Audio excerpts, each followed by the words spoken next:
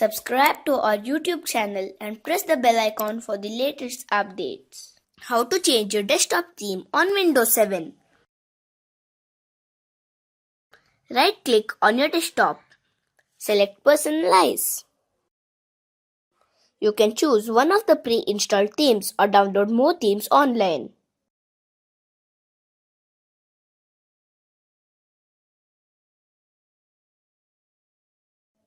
To download new themes online, click on the link that says Get More Themes Online.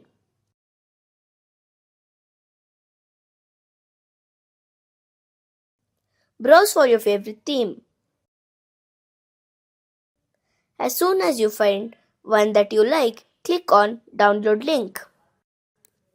Wait until the download completes.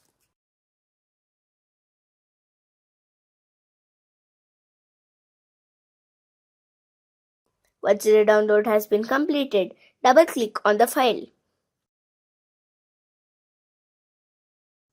As you can see, new theme has been installed on your computer. This is how we can change your desktop theme on Windows 7.